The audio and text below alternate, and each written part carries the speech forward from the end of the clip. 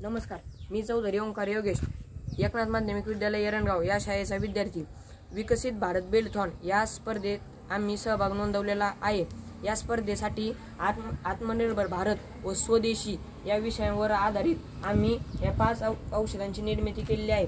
यासाठी आम्ही 5 जणांनी एक टीम बनवली असून आमचा टीम प्रमुख या टीमचा प्रमुख सुपेकर रुद्र हेमंत, पुढचा टीममेट भागवत पार्थ किरण, पुढचा टीममेट भागवत प्रसाद दादासाहेब व पुढचा टीममेट कातडे चैतन्य पंडित।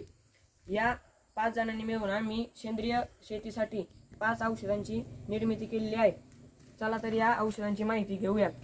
हे जे पांढऱ्या कलरचा औषध दिसत आहे याचं नाव आहे दही व केळीचे जैव खत। याचा उपयोग मातीतील सूक्ष्मजीव वाढवण्यासाठी व झाडांची वाढ वाढवण्यासाठी, फळधारणा सुधारण्यासाठी केला जातो। दही व केळीपासून हे औषधाची निर्मिती करून जास्तीत जास्त प्रभावी व गुणकारी औषध बनवू शकते। हे जे दुसरं औषध आहे याचं नाव मसाल्यांपासून कीटकनाशक स्प्रे हे आहे। नावाप्रमाणेच घरगुती मसाल्यांपासून हे औषध बनवता येते। याचा उपयोग मावा, पांढरी माशी, फुलझाडे, फुलकिडे, बुरशी यावर नियंत्रण करण्यासाठी केला जातो। हे जे तिसरे औषध आहे ऑरेंज कलरचे, याचे नाव आहे लिंबू व हळदीचा बुरशीनाशक स्प्रे। हे औषध बनवण्यासाठी लिंबू व हळद यांचे मिश्रण करून पाण्यामध्ये भिजून ठेवावे लागते। याचा उपयोग पानावर बुरशी, डाग, करपा यावर नियंत्रण करण्यासाठी केला जातो। हे जे हिरव्या रंगाचे आणि चौथे औषध आहे याचे नाव लसूण व नीमार्क आहे।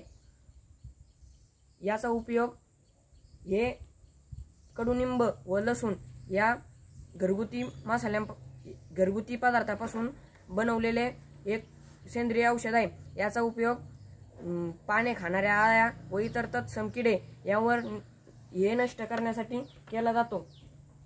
हे जे फिकट पिवळ्या रंगाचे औषध आहे याचं नाव आहे ताक छाछ स्प्रे। नावाप्रमाणेच हे ताकापासून बनवलेले एक औषध आहे। विशिष्ट कालावधीत ताक बनवून या औषधाची निर्मिती केली जाऊ शकते। याचा उपयोग पानावर बुरशी, कीड व रोग यावर नियंत्रण करण्यासाठी केला जातो। आम्ही सर्वांनी मिळून या स्पर्धेसाठी या 5 औषधांची निर्मिती केली असून आमच्या विद्यालयातील ज्येष्ठ शिक्षक श्री घुगे सर यांनी आम्हाला मोलाचे मार्गदर्शन केलेले आहे। या सेंद्रिय औषधांचा वापर करून शेतकऱ्यांना एक सेंद्रिय शेतीसाठी नवीन प्रेरणा मिळते। धन्यवाद।